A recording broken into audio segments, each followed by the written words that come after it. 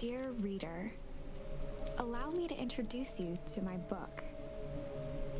Though it might at first appear like many books you've come across, it is far from ordinary. You may, therefore, have some misunderstandings about its nature. The story that awaits you has not been fully told.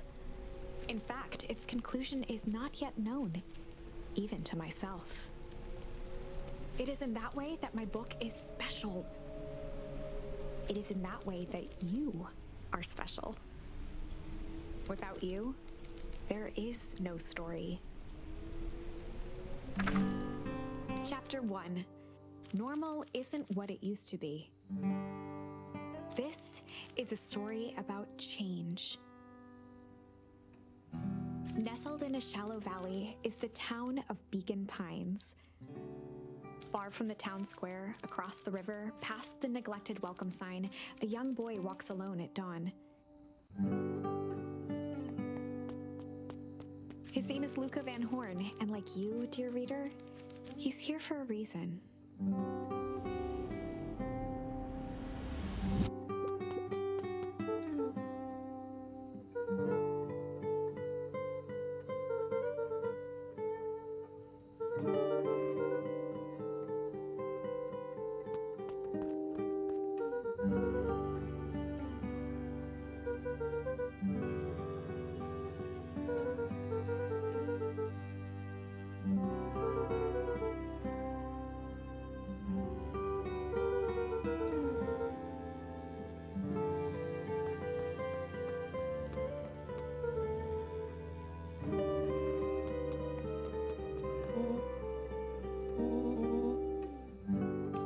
Was Luca's closest friend.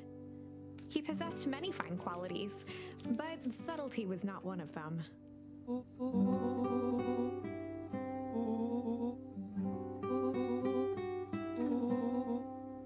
Rollo finally noticed the tears welling in his friend's eyes and the flowers on the grave.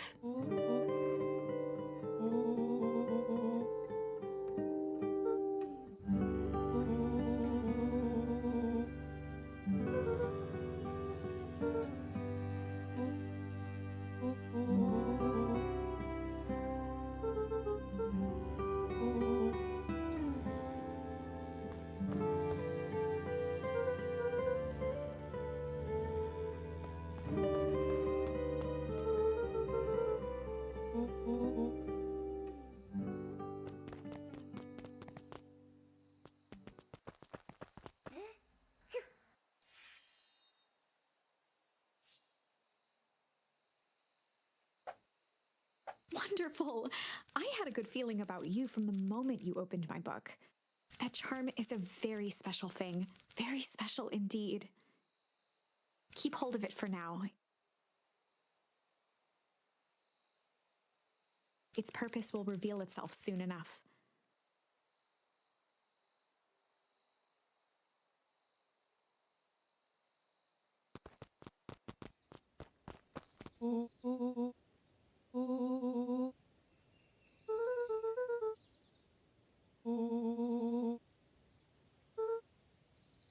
Rollo looked to the side suspiciously.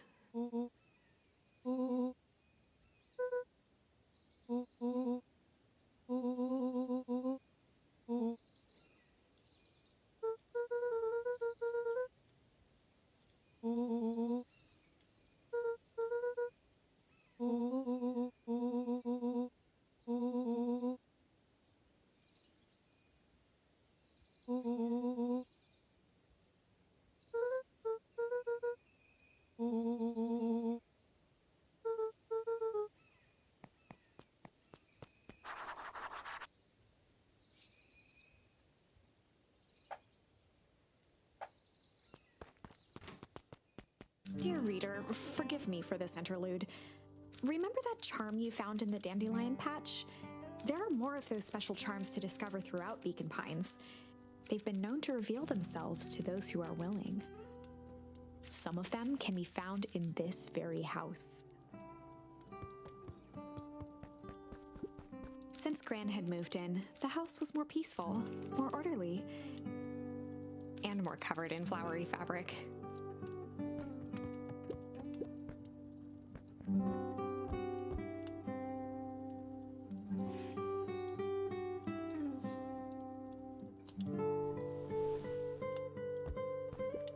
Gran had already lit the fire. She kept a warm house, as if by grandmotherly obligation. One of his father's old stethoscopes. Luca had spent countless hours listening to anything and everything with it. Not for years, though.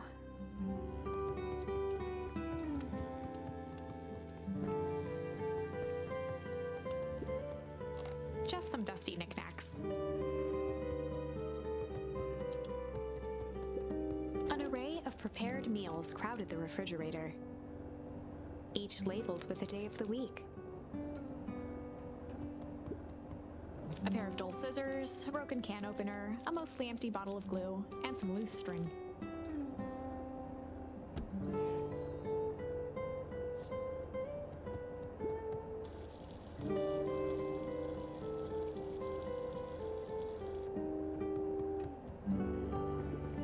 The only piece of furniture Gran had brought when she moved in was an old hutch.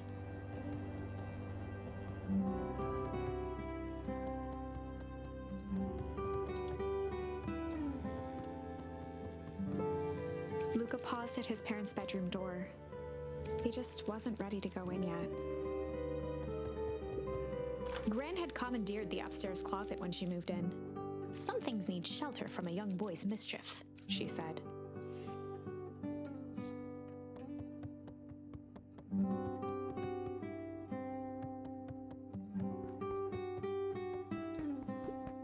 Gran's bed was undisturbed. Luca didn't mind that she had a habit of falling asleep in front of the fireplace. It meant that he could read late into the night. Luca tossed on his favorite old sweater. Even though it was the first day of summer, a chill still hung in the air.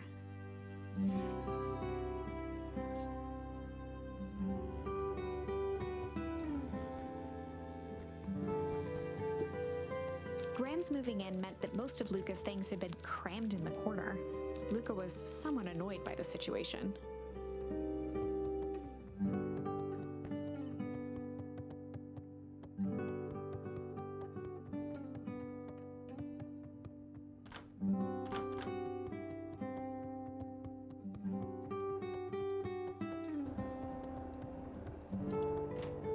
Oh my, this is quite exciting. I am now certain that you are the one I've been waiting for all these years. You'll recall I was a bit coy regarding the use of charms earlier. Excuse me, I tend to have a flair for the dramatic. You are about to encounter your first turning point. There are certain times in this tale when everything hinges on a single word. Step forth, dear reader. A sturdy old wheelbarrow. A beginner's guide to gardening laid open on the bench.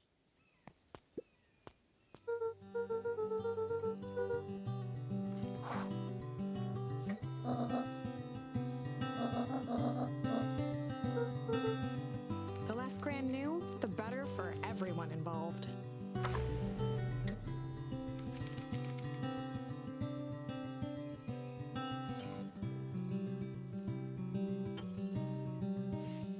We were just gonna go chill for the day. The best lies are built on truth.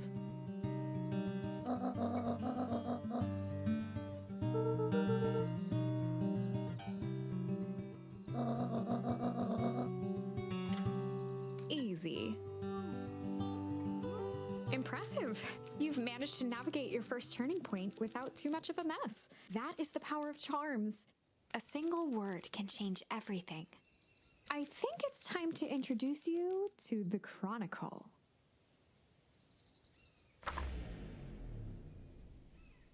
The Chronicle is a record of the decisions you've made. You can see the turning point which has been revealed. At any time, you can use the Chronicle to go back and invoke different charms, creating new branches. Luckily for us, this is the one and only turning point where the charms won't dramatically alter fate. It's the perfect opportunity to experiment with rewriting things.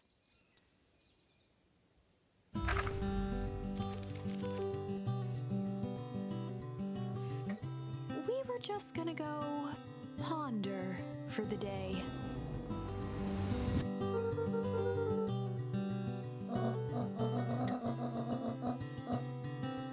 This was Luca's chance to sell his alibi.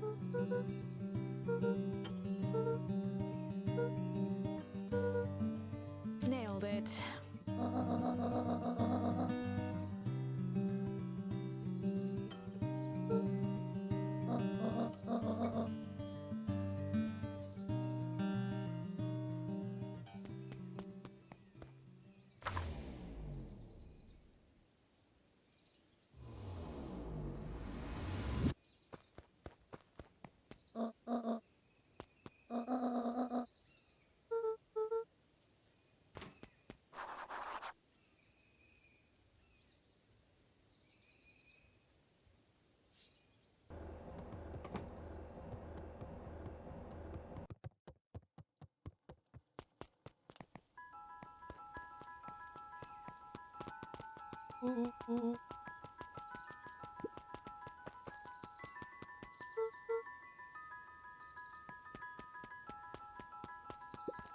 For a town that saw few visitors, the welcome was perhaps more grand than necessary.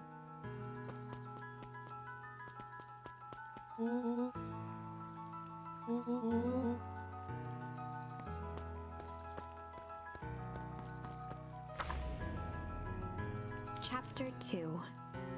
Welcome to Beacon Pines. For many years, this valley had been a small mining outpost. It wasn't until Sharper Valentine built his fertilizer company that Beacon Pines was established.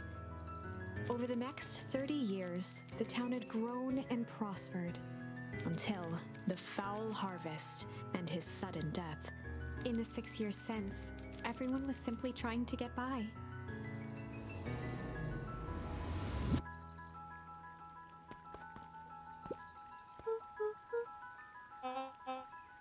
William Kerr was the CEO of Perennial Harvest Company. He had become a fixture around town over the past few years. After the failing of Valentine Fertilizer, the town was hungry to welcome a new source of employment.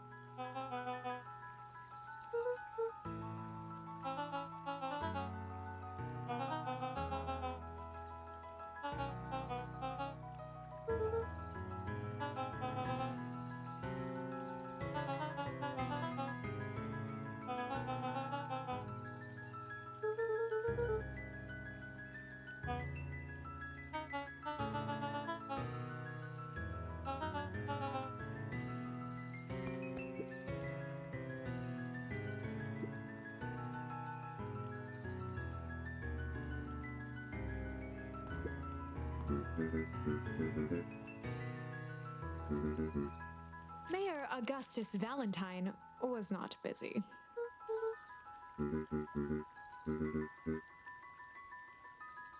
Flustered, Gus instinctively loosened his tie.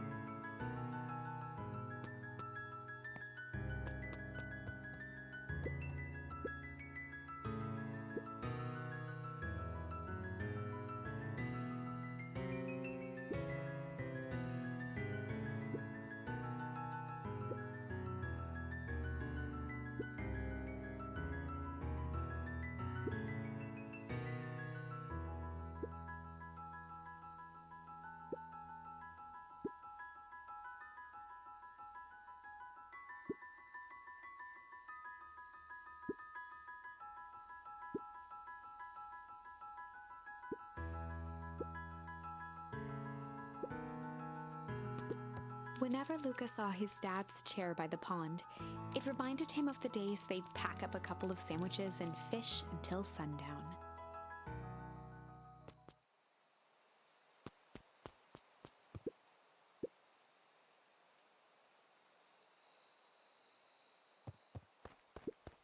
Luca opened the tackle box and picked the perfect bait. Luca tied a shoestring to the hook. What fish could resist a nice shoestring?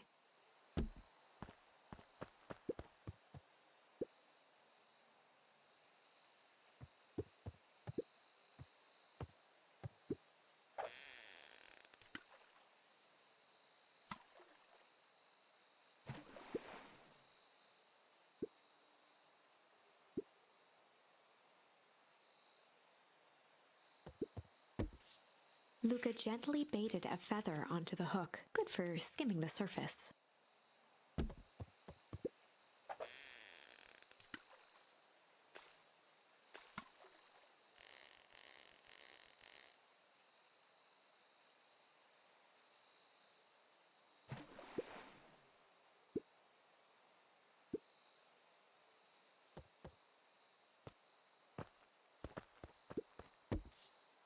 Luca tied a shoestring to the hook. What fish could resist a nice shoestring?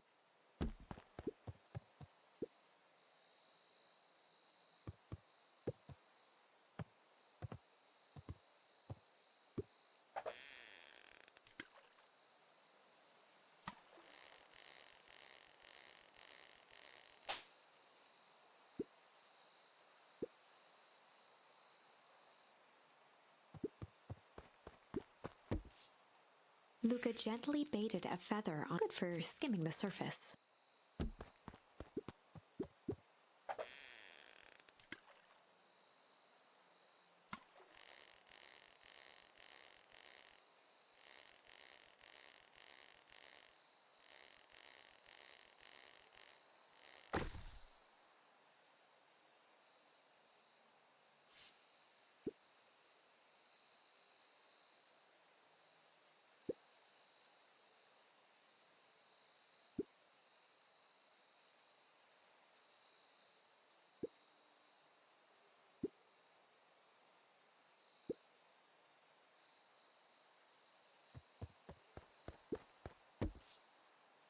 Luca tied a shoestring to the hook. What fish could resist a nice shoestring?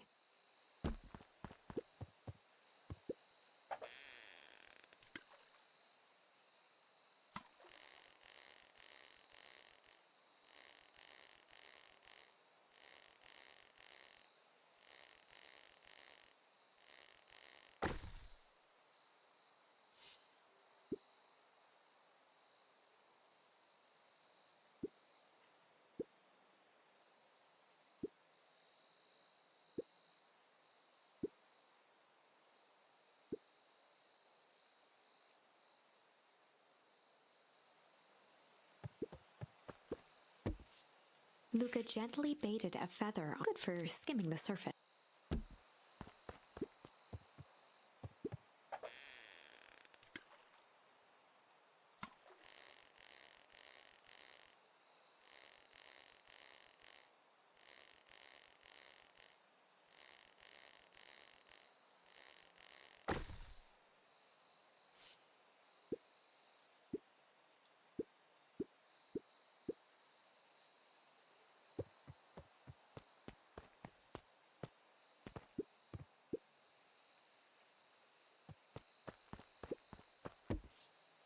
Luca tied a shoestring. What fish could resist a nice...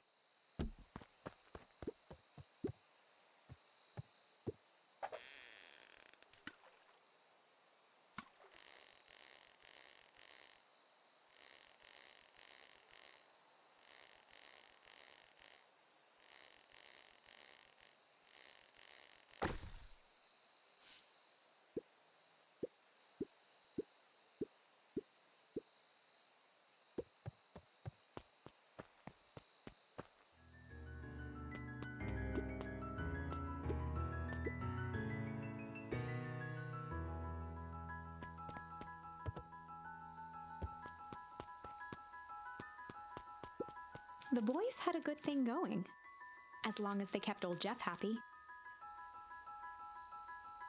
They had an endless source of precious materials to add to the treehouse.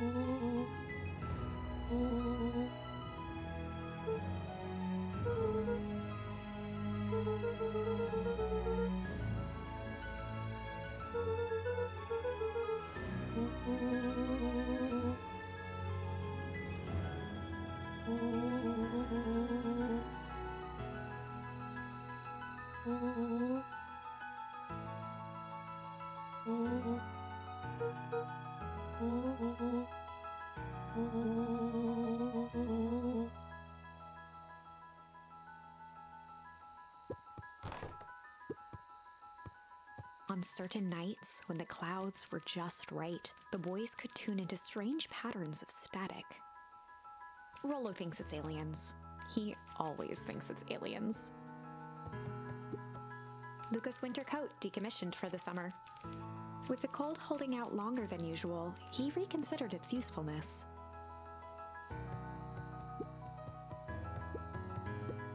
After Luca's father had passed, Rollo became obsessed with them building their own Hank atomic star scraper. It was some time before Luca realized it was Rollo's way of keeping him occupied.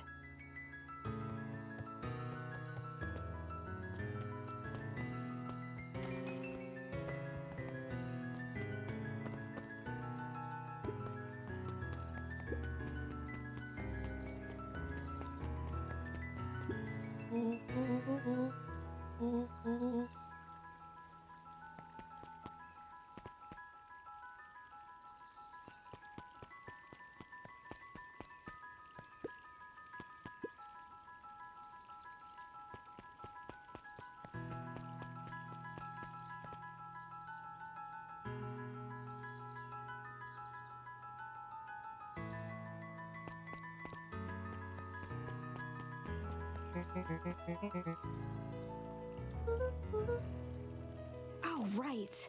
Rendezvous with Roxy. This is an important turning point. The first time where your charms will change the course of fate. And currently, we only have one suitable charm at our disposal. Have no fear, we can always return later using the Chronicle once we find more charms. Well, now I'm just rambling. Where were we?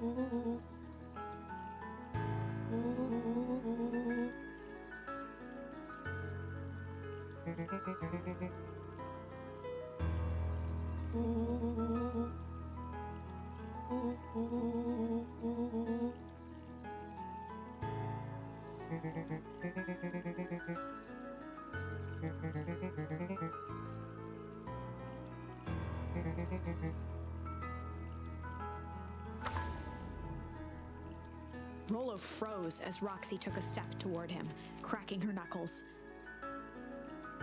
Luca knew he had one chance to save his friend from being dragged home.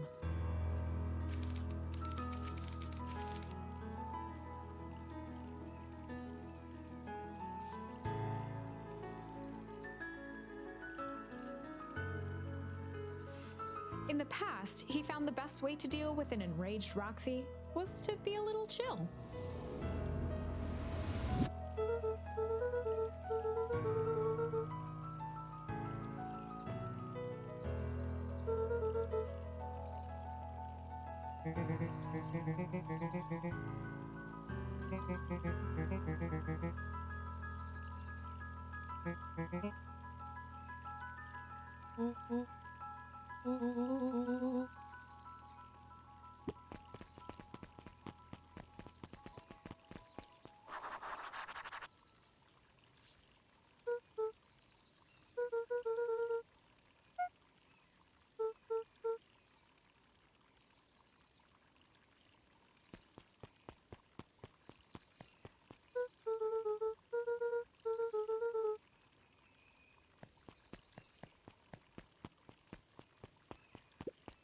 Holden Wilder ran the local paper of record, the Beacon Beacon.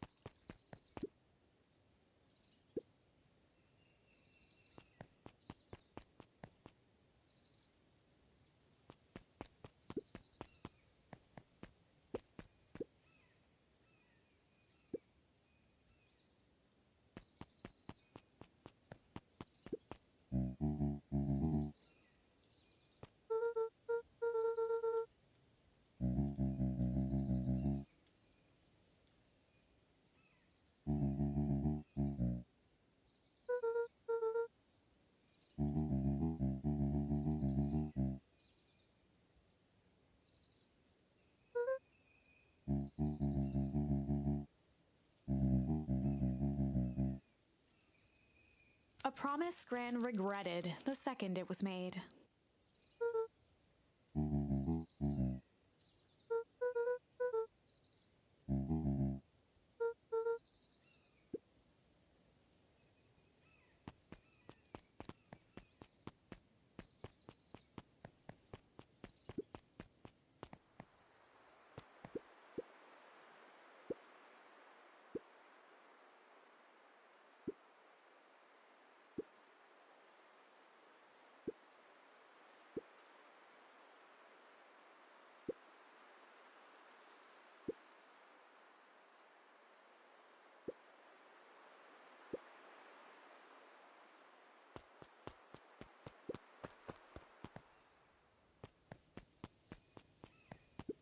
The Valentine Mansion loomed over every other building in town, both figuratively and literally.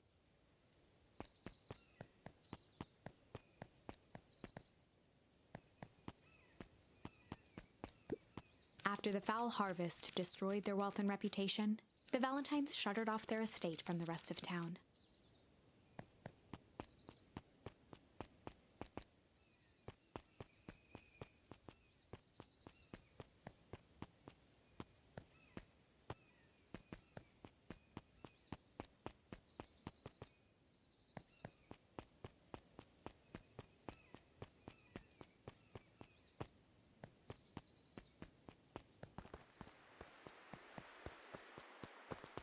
The path led into a small hollow at the edge of Weepwood.